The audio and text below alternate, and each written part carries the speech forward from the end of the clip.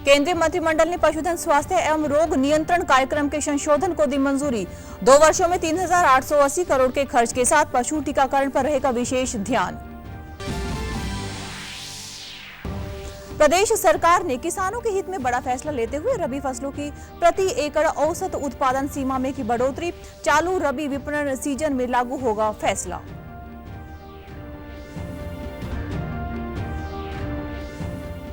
उपराष्ट्रपति जगदीप धनखड़ ने अन्नदाता की भूमि हरियाणा को बताया ऊर्जा और स्फूर्ति का केंद्र। युवाओं से ग्रामीण अर्थव्यवस्था में बदलाव लाने का किया आह्वान।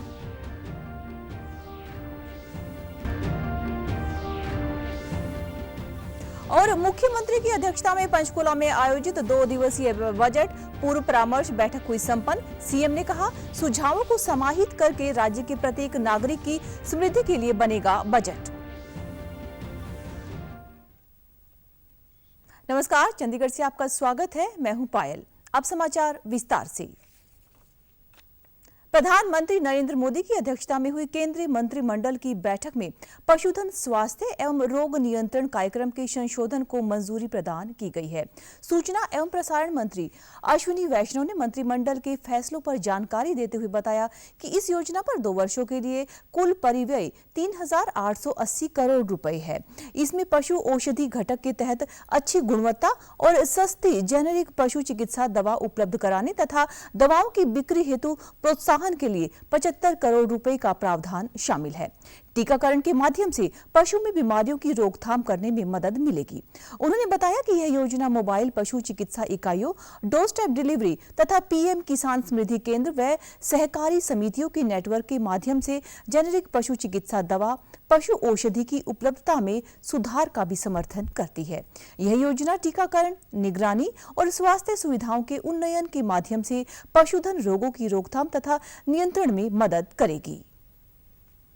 जो प्रोग्राम है, ये प्रोग्राम 4 मेजर डिजीजेस, जिनमें 2 का नाम यहाँ पे लिखा है जो बहुत बड़े डिजीज हैं, एफएमडी और ब्रुसेलोसिस। इसके अलावा 2 और डिजीज होते हैं, वो चारों इसमें कवर्ड है। और इन चारों से कैसे देश में लाइव स्टॉक को किस तरह से एक मेजर उनकी हेल्थ में इंप्रूवमेंट आए, वो इस प्रोग्राम का एम है। उस तरह की फैसिलिटी यहाँ पे क्रिएट करने की कोशिश। एक बहुत इंपॉर्टेंट आएगा, जेनेरिक मेडिसिन, जो हाई क्वालिटी की जेनेरिक मेडिसिन है, जैसा प्रधानमंत्री जन औषधि योजना है, वैसा ही इसमें पशु औषधि योजना बनाई गई है, जिससे कि क्वालिटी जेनेरिक मेडिसिन दिए जा सके।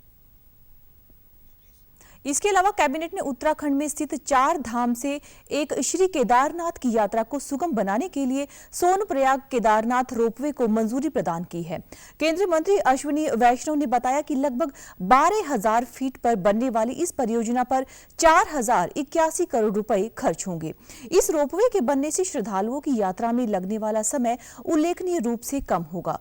कैबिनेट ने गोविंद घाट से हेमकुंड साहिब जी तक 12.4 किलोमीटर लंबे रोपवे परियोजना की योजना को निर्माण को मंजूरी दे दी है। इस परियोजना पर 2,730 करोड़ रुपए खर्च होंगे। यह प्रतिदिन 11,000 यात्रियों को ले जाएगा और पर्यटकों की संख्या में भी बढ़ोतरी होगी।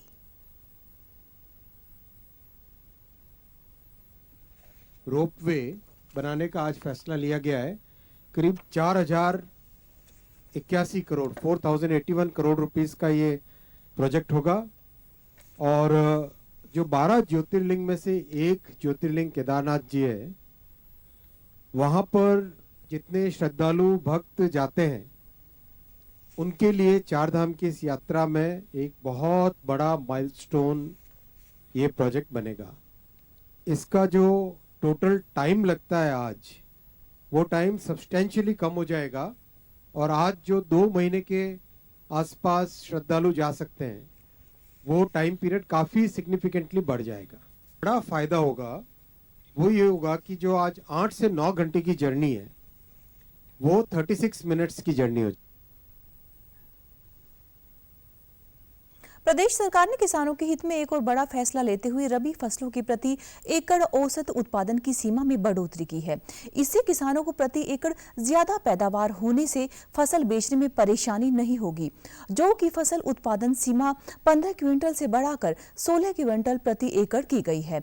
इसी तरह से चने की औसत उत्पादन सीमा 5 क्विंटल से बढ़ाकर 6 क्विंटल प्रति एकड़ व सूरजमुखी की उत्पादन सीमा 8 क्विंटल से बढ़ाकर 9 क्विंटल प्रति एकड़ कर दी गई है। गर्मी में पैदा होने वाली मूंग की फसल की औसत उत्पादन सीमा को बढ़ाते हुए 3 क्विंटल से 4 क्विंटल प्रति एकड़ किया गया है। मसूर का औसत उत्पादन अभी तक तय नहीं था, इसको भी प्रति एकड़ 4 क्विंटल तय किया गया है। मुख्यमंत्री नायब सिंह सैनी ने इसे मंजूरी भी दे दी है। यह निर्णय रबी विपणन सीजन 2025-26 में प्रभावी रहेगा। उपराष्ट्रपति जगदीप धनखड़ ने आज सिरसा के ओढ़ा स्थित माता हरकी देवी कॉलेज के दीक्षांत समारोह में बतौर मुख्य अतिथि शिरकत की। समारोह में उन्होंने कॉलेज से पास होने वाले 362 विद्यार्थियों को डिग्रियां प्रदान की। इस अवसर पर संबोधित करते हुए उपराष्ट्रपति ने कहा कि भारतीयता हमारी पहचान है और राष्ट्र हित को सर्वोपरि रखते हुए हमें आगे बढ़ना चाहिए। उन्होंने विद्यार्थियों से कहा कि आज देश हर दिशा में आगे बढ़ रहा है, अवसरों व संभावनाओं की कोई कमी नहीं है। उन्होंने यह भी कहा कि नवाचार बड़े बदलाव ला रहा है। विद्यार्थी विफलता का भय छोड़कर कुछ बड़ा करने के बारे में सोचे। That will be the greatest injustice to you and to humanity. Experiment, think out of the box. Look at what has happened in this country, particularly in last decade. Startups, unicorns, and of what dimension? Unicorn dimension defined. Therefore, never fear, never have tension, never have stress. Go for experimentation. Go as per your attitude. You will have enough to contribute for the nation. इसके बाद उपराष्ट्रपति जगदीप धनखड़ जेसीडी विद्यापीठ के दीक्षांत समारोह में भी शामिल हुए। उन्होंने करीब 400 विद्यार्थियों को डिग्रियां प्रदान की और पूर्व मुख्यमंत्री ओम प्रकाश चौटाला की स्मृति में बनाए जाने वाले संग्रहालय का शिलान्यास भी किया। इस अवसर पर अपने संबोधन में उन्होंने पूर्व प्रधानमंत्री चौधरी देवीलाल को याद करते हुए कहा कि अगर किसान कर्जा मुक्त होगा तो देश बड़ी छलांग लगाएगा। उन्होंने यह भी कहा कि चौधरी देवीलाल एक व्यक्ति नहीं बल्कि एक सोच थी। उन्होंने भारत की राजनीति को एक ऐतिहासिक करवट प्रदान की है। उनका दर्शन गांव, गरीब और किसान के लिए समर्पित था। उनका अटूट संकल्प ग्रामीण व्यवस्था पर था। उपराष्ट्रपति ने आगे कहा कि अन्नदाता की भूमि हरियाणा ऊर्जा तथा स्फूर्ति का केंद्र है और वक्त आ गया है कि बालक बालिकाएं ग्रामीण अर्थव्यवस्था में बदलाव लाएं। उन्होंने यह भी कहा कि कृषि उत्पादन विपणन में अपनी भागीदारी बढ़ाकर इसका मूल्य संवर्धन करें। उन्होंने कहा कि शिक्षा सबसे बड़े बदलाव का केंद्र होता है जो कि समानता लाती है। उन्होंने विद्यार्थियों को संसद परिसर में आने का भी न्योता दिया। वो निर्णय था किसान कर्ज मुक्त हो। अर्थशास्त्रियों ने कहा क्या होगा? किसान कर्ज मुक्त होता है तो देश बहुत बड़ी छलांग लगाएगा। किसान के बच्चे इतने प्रतिभाशाली हैं कि अब मौका आ गया है वो अपने प्रतिभा का प्रदर्शन करें। चौधरी ओम प्रकाश जी साधुवाद के पात्र हैं, बहुत बड़ा सोच है। शिक्षा सबसे बड़े बदलाव का केंद्र है। शिक्षा समानता लाता है। शिक्षा परिभाषित करता है कि आपकी योग्यता ऊपर उठ पाएगी। ग्रामीण अर्थव्यवस्था में बदलाव लाइए और ये बदलाव हमारे बालक और बालिकाएं करेंगी। इंडियन नेशनल लोकदल के प्रधान महासचिव चौधरी अभय सिंह चौटाला ने कहा कि चौधरी देवीलाल की सोच थी कि शिक्षा के बिना किसी भी क्षेत्र की तरक्की संभव नहीं है और उन्होंने प्रदेश के लोगों की शिक्षा के प्रति प्रोत्साहित करने में कई प्रयास भी किए। मुख्यमंत्री नायब सिंह सैनी की अध्यक्षता में पंचकुला में आयोजित 2 दिवसीय बजट पूर्व परामर्श बैठक कल संपन्न हो गई। इस चर्चा में सभी मंत्री, विधायक तथा प्रशासनिक सचिवों ने भाग लेते हुए आगामी बजट को समावेशी बनाने के लिए जानकारी साझा की और अपने महत्वपूर्ण सुझाव भी दिए। मुख्यमंत्री ने कहा कि सभी सुझावों पर ध्यानपूर्वक विचार किया जाएगा और प्रदेश के सतत विकास को और भी अधिक गति देने के लिए आगामी बजट में इन्हें समाहित करने का प्रयास रहेगा। उन्होंने कहा कि हमारा लक्ष्य ऐसा बजट पेश करना है जो राज्य के प्रत्येक नागरिक के लिए समृद्धि लाए। मुख्यमंत्री ने विधायकों को अपने सुझाव लिखित रूप में प्रस्तुत करने के लिए भी प्रोत्साहित किया ताकि सभी महत्वपूर्ण सुझावों को समाहित करके प्रदेश में हो रहे नॉन स्टॉप विकास को और भी तीव्र गति से आगे बढ़ाया जा सके। उन्होंने बताया कि हम ऐसा बजट बनाने के लिए प्रतिबद्ध है जो नागरिकों की जरूरतों और आकांक्षाओं पर खरा उतरे। मुख्यमंत्री ने परामर्श बैठक में महत्वपूर्ण योगदान देने के लिए सभी मंत्रियों, विधायकों तथा अधिकारियों का धन्यवाद दिया। इस दौरान सड़क, बुनियादी ढांचे में सुधार, खेल, जलापूर्ति, बिजली, परिवहन, औद्योगिक विकास, सरकारी संपत्तियों का बेहतर उपयोग, प्राकृतिक कृषि, नशा उन्मूलन, सिंचाई, जल सहित सरकारी विभागों का डिजिटलीकरण, साइबर सुरक्षा व यातायात जैसे जिन प्रमुख क्षेत्रों पर प्रकाश डाला गया है। बैठक में हिस्सा लेकर आए ऊर्जा एवं परिवहन मंत्री अनिल विज ने कहा कि बजट से पूर्व सभी मंत्रियों व विधायकों से परामर्श किया गया। उन्होंने अपने विभाग से संबंधित सुझाव भी दिए हैं। यमुनानगर में 800 वाट का थर्मल पावर प्लांट लगाने जा रहे हैं, जिसकी स्वीकृति दे दी गई है। उन्होंने प्रदेश में लगे सभी ट्रांसफार्मर को बदलने, रोडवेज के लिए नया इंफ्रास्ट्रक्चर बनाने के साथ ही हर जिले में मजदूरों की संख्या के अनुसार 25 बिस्तर के अस्पताल खोलने की बात भी रखी है। कहीं भी उसमें रुके ना, वो चलता रहे। इसी प्रकार से मैंने कहा है कि ये जो ट्रांसफार्मर्स लगे हुए हैं सारी स्टेट में, ये हम बदलना चाहते हैं। इसी प्रकार से रोडवेज में है, रोडवेज में बसों की बहुत जरूरत है। बहुत सारी बसें तो जो एनसीआर से विड्रा कर रही हैं उनकी जो एज की वजह से, तो वो बहुत खटारा बसें हैं। लोग मांग कर रहे हैं कि वहां पर बदली जाएं। वो लोक निर्माण मंत्री रणबीर गंगवा ने कहा कि पक्ष विपक्ष के सभी विधायकों से हर वर्ग से जुड़े सुझाव लिए जाएंगे। प्रदेश को अच्छा इंफ्रास्ट्रक्चर देने के लिए सुझाव आगे बढ़ाए गए। उन्होंने बताया कि इस वर्ष 5800 किलोमीटर की चिन्हित सड़कों की मरम्मत की जाएगी। जन स्वास्थ्य विभाग द्वारा नई पाइपलाइन बिछाने के लिए बजट की मांग रखी गई है। दिया है तो वो ज्यादा से ज्यादा बजट जो है वो दिया जाए ताकि हम बढ़िया इंफ्रास्ट्रक्चर लोगों को देने का काम करें। और हमें हमारी ये विचार है तरफ से कि हम हर एक जिले के अंदर एक डिस्ट्रिक्ट मॉडल रोड या उसको जो भी नाम देंगे वो हम बनाने का काम जो है वो करेंगे और क्वालिटी का काम हम करेंगे। हमने 5800 किलोमीटर की रोड जो चिन्हित की है, जो जिनको इस बार हम इस साल में रिपेयर करने का काम करेंगे या यूं कह लो कि उसको दोबारा कारपेट करने का काम करेंगे। कैबिनेट मंत्री विपुल गोयल ने बताया कि इस बैठक में कुछ सुझाव दिए गए हैं। विधायकों ने भी अपने क्षेत्र के विकास के लिए काफी सुझाव दिए। सभी ने जनता के हितों की बात की।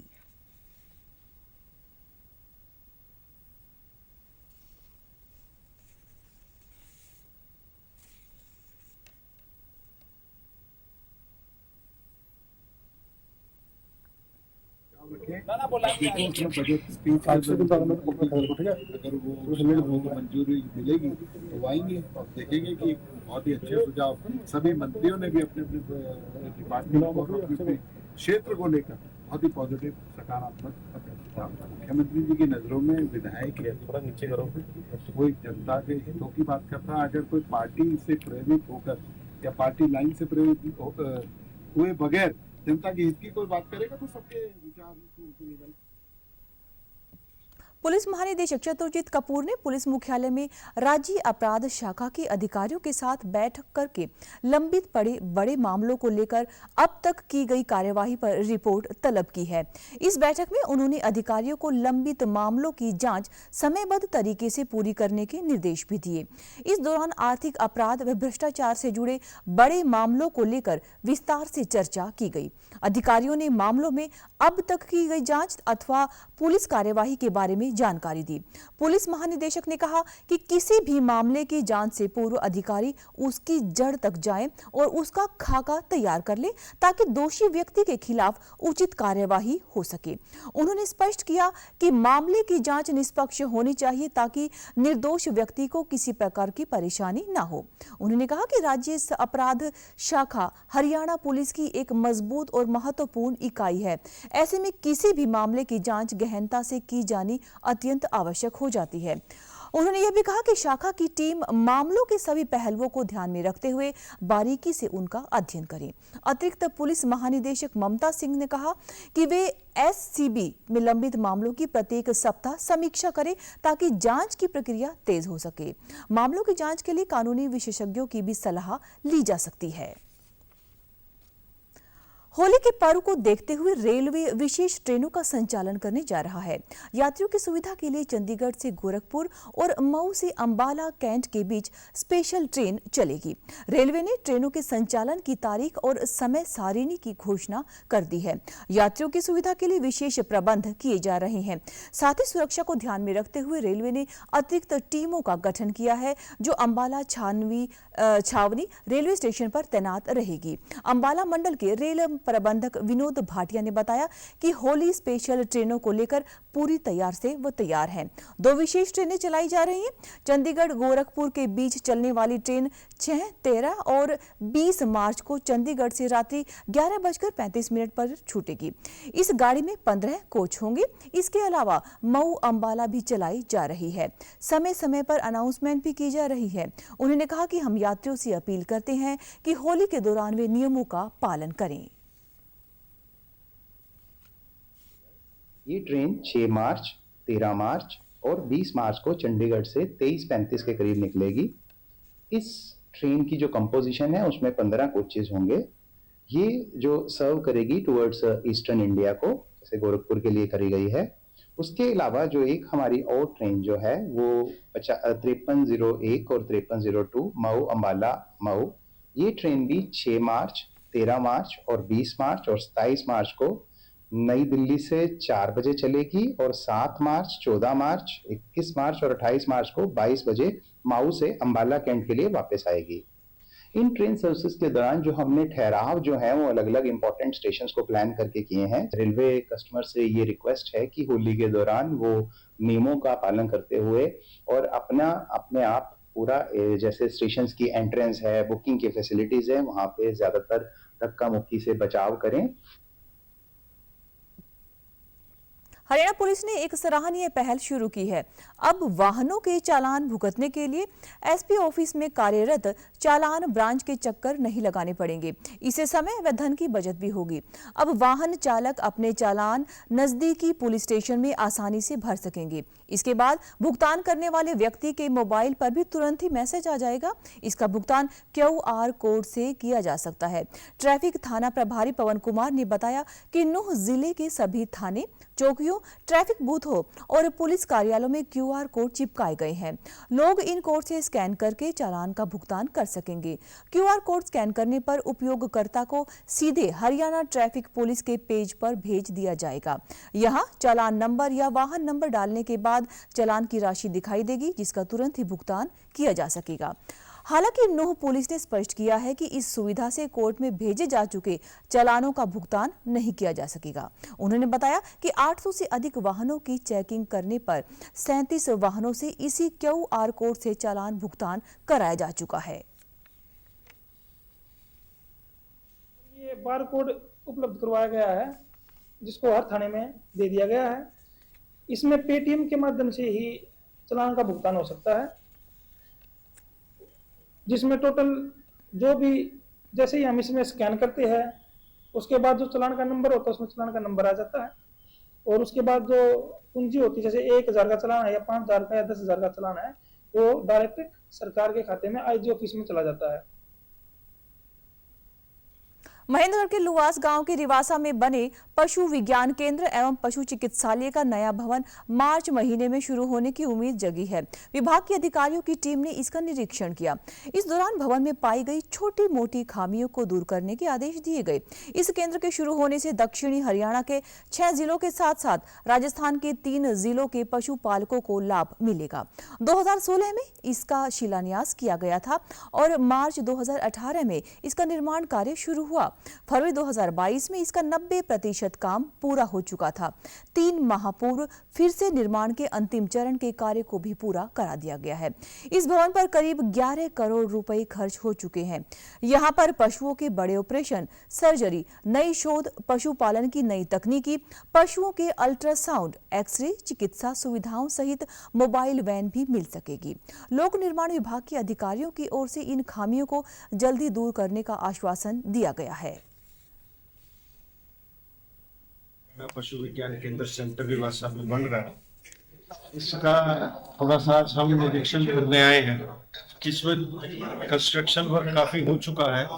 जो हमारा ये क्लिनिक का हिस्सा है, तो इसमें जितना काम बाकी बचा है, ये जो PWD बियांडा है जिसको हमने कॉन्ट्रैक्ट दिया हुआ है, उनके साथ बातचीत करने आए हैं ताकि वो जल्दी से जल्दी जो भी पेंडिंग काम है उसको खत्म करवाएं और हम यहाँ पे शिफ्ट करके अपना काम यहाँ से कर सकते। छोटी छोटी खामियां हैं कई जगह, जिस तरह शीशे में लगे हुए हैं या कोई पेंट वर्क थोड़ा सा पेंडिंग है, ये छोटी छोटी खामियां हैं। जल्दी इसको करवा दिया। शीशे के टूटने के रिगार्डिंग कुछ ऐसे क्वेश्चंस आए थे, उनको हम जल्दी रिमूव करा।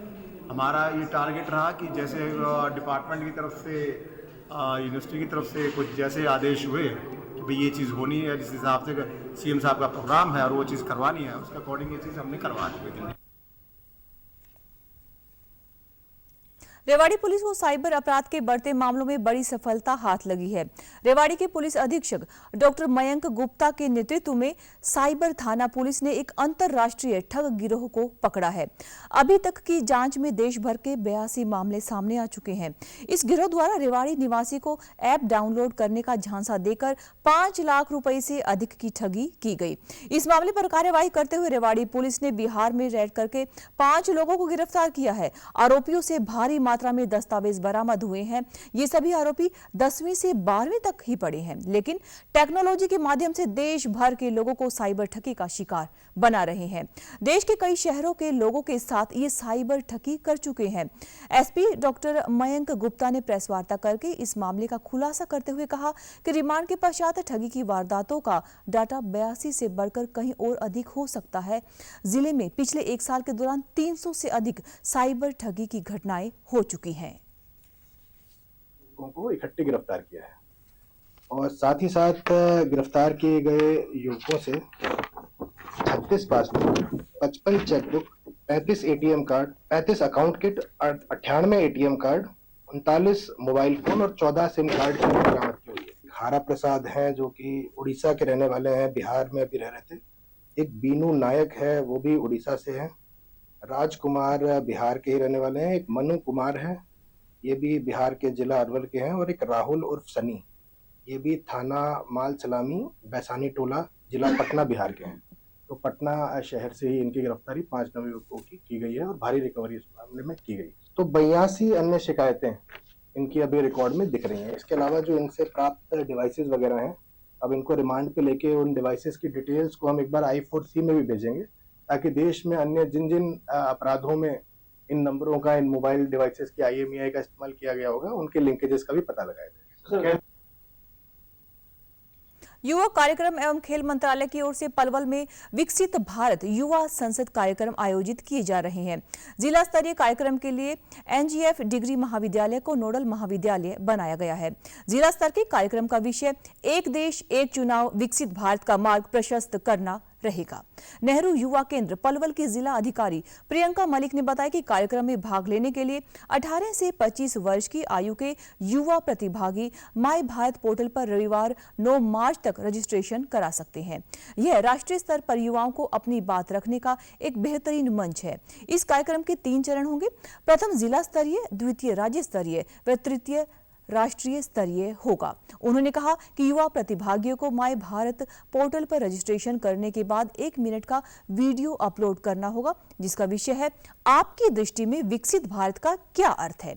इस विषय पर आने वाली वीडियो में से 150 उत्कृष्ट वीडियो का एक चयन किया जाएगा और इन्हें नोडल महाविद्यालय में विचार रखने के लिए आमंत्रित किया जाएगा। माई भारत पोर्टल पर किया जाएगा। जो युवा है 18 से 25 साल के युवा इस पर अप्लाई कर सकते हैं। साथ ही साथ रजिस्ट्रेशन की जो लास्ट डेट है वो 9 मार्च है और युवाओं को अप्लाई करने के लिए www.mybharat.gov.in पर जाकर अप्लाई करना होगा। और विकसित भारत यूथ पार्लियामेंट कार्यक्रम का जो मुख्य उद्देश्य है वो यह है कि जो युवा है उनकी जो कॉमन मैन के इश्यूज हैं बेसिकली वो ब्यूरोक्रेट्स तक पहुंचने चाहिए और जो पॉलिसी मेकर्स हैं उन तक पहुंचने चाहिए, ताकि जो ब्यूरोक्रेट्स हैं उनको भी पता चले कॉमन मैन इश्यूज क्या हैं। इसलिए यह विकसित भारत यूथ पार्लियामेंट आयोजित की जा रही है। जो युवा डिस्ट्रिक्ट लेवल के विकसित भारत यूथ पार्लियामेंट से चयनित होंगे वो स्टेट पर जाएंगे। 10 युवा जो हैं वो फाइनल यहाँ से सिलेक्ट किए जाएंगे जो स्टेट में जाएंगे और स्टेट से जो है 3 युवा सिलेक्ट किए जाएंगे जो नेशनल लेवल के यूथ पार्लियामेंट में भाग लेंगे। मैं सभी पलवल जिले और नूह जिले के युवाओं से ये प्रधानमंत्री नरेंद्र मोदी ने आज वीडियो कॉन्फ्रेंसिंग के जरिए रोजगार पर बजट के बाद एक वेबिनार को संबोधित किया। प्रधानमंत्री ने कहा कि निवेश का लक्ष्य शिक्षा, कौशल और स्वास्थ्य सेवा के 3 स्तंभों पर टिका हुआ है। उन्होंने कहा कि आज लोग देख सकते हैं कि कैसे कई दशकों के बाद भारत की शिक्षा प्रणाली एक बड़े बदलाव से गुजर रही है। उन्होंने कहा कि वेबिनार के अलावा विषय लोगों, अर्थव्यवस्था और नवाचार में निवेश विकसित भारत के रोडमैप को परिभाषित करते हैं। पीएम मोदी ने कहा कि ये बजट भारत के भविष्य का ब्लूप्रिंट बनकर सामने आया है। इस बजट में घरेलू और अंतर्राष्ट्रीय पर्यटन को बढ़ावा देने के लिए कई फैसले लिए गए, जिससे कि भारत एआई क्षमताओं को विकसित करने के लिए राष्ट्रीय वृहत भाषा मॉडल स्थापित करेगा। उन्होंने कहा कि सरकार ने स्टार्टअप को बढ़ावा देने के लिए इस बजट में कई कदम उठाए हैं। अनुसंधान और नवाचार को बढ़ावा देने के लिए 1 लाख करोड़ रुपए का कोष पारित किया गया है। उन्होंने यह भी कहा कि इससे deep tech fund of funds के साथ उभरते क्षेत्रों में निवेश भी बढ़ेगा। 10% तक होने की संभावना है।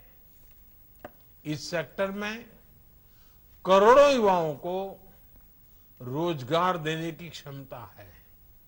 इसलिए इस बजट में घरेलू और अंतर्राष्ट्रीय टूरिज्म को बढ़ावा देने के लिए कई फैसले लिए गए हैं। इस बजट में एआई ड्रिवेन एजुकेशन और रिसर्च के लिए 500 करोड़ आवंटित किए गए हैं।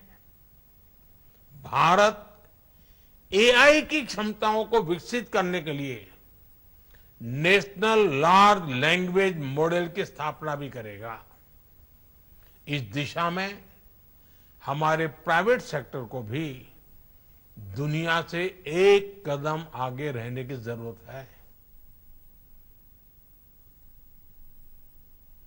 सूचना और प्रसारण मंत्री अश्विनी वैष्णव ने कल नई दिल्ली में भारतीय जनसंचार संस्थान आईआईएमसी के 56वें दीक्षांत समारोह में मुख्य अतिथि के तौर पर हिस्सा लिया। उन्होंने इस कार्यक्रम में संस्थान के 2023-24 बैच के 478 विद्यार्थियों को पीजी डिप्लोमा प्रदान किया और 36 उत्कृष्ट विद्यार्थियों को पदक व नगद पुरस्कार भी दिए गए। इनमें नई दिल्ली के अलावा 5 अन्य क्षेत्रीय परिसरों के छात्र भी शामिल हैं। इस अवसर पर संबोधित करते हुए उन्होंने विद्यार्थियों से मीडिया की बदलती दुनिया के साथ तालमेल बिठाते हुए इसके अनुकूल ढलने की सलाह दी। उन्होंने विद्यार्थियों से राष्ट्र को सदैव प्रथम स्थान पर रखते हुए आगे बढ़ने को कहा। केंद्रीय मंत्री ने आईआईएमसी को अत्याधुनिक सुविधाओं से लैस एक विश्व स्तरीय मीडिया संस्थान बनाने की बात कही। विद्यार्थियों को बधाई देते हुए उन्होंने जोर देकर कहा कि आईआईएमसी के अगले सत्र में विश्व स्तरीय पाठ्यक्रम और मीडिया उद्योग के साथ मजबूत सहयोग भी शामिल होगा। जो गोल है उस गोल की तरफ फुल्ली कमिटेड रह के और जिस एनर्जी के साथ आज आप यहाँ बैठे हो उसी एनर्जी के साथ अगर काम में लगे रहोगे तो every challenge will vanish, it will melt. आपके सामने कोई चैलेंज खड़ा नहीं रहेगा। मुझे अश्विनी वैष्णव जी से मेडल मिला, मुझे बहुत खुशी है और आईएमसी की जर्नी एक बहुत यादगार रही और इट्स ट्रूली रिमार्केबल। मुझे हिंदी पत्रकारिता से अशोक जी पुरस्कार मिला है जिसके लिए मैं बहुत खुश हूँ और इसका श्रेय मैं अपने माता पिता को देना चाहूंगी। पंचायती राज राज्य मंत्री प्रोफेसर एसपी सिंह बघेल ने आज नई दिल्ली में आयोजित एक राष्ट्रीय सम्मेलन में आदर्श महिला हितैषी ग्राम पंचायत पहल की शुरुआत की। इसका उद्देश्य प्रत्येक जिले में कम से कम एक आदर्श महिला हितैषी ग्राम पंचायत की स्थापना करना है। यह पहल मंत्रालय के अंतर्राष्ट्रीय महिला दिवस 2025 समारोह का एक हिस्सा है। इस पहल से ग्रामीण शासन पर स्थायी प्रभाव पड़ने की उम्मीद है, जिससे देश भर की ग्राम पंचायतों में महिलाओं व लड़कियों के लिए सुरक्षा, समावेशिता और लैंगिक समानता सुनिश्चित होगी। राष्ट्रीय सम्मेलन के बाद मंत्रालय 8 मार्च 2025 को राष्ट्रव्यापी महिला ग्राम सभाओं का आयोजन भी करेगा, जो अंतर्राष्ट्रीय महिला दिवस के अवसर पर आदर्श महिला हितैषी ग्राम पंचायत पहल के जमीनी स्तर पर शुभारंभ का प्रतीक होगा। तो समाचारों में आज के लिए बस इतना ही। नमस्कार।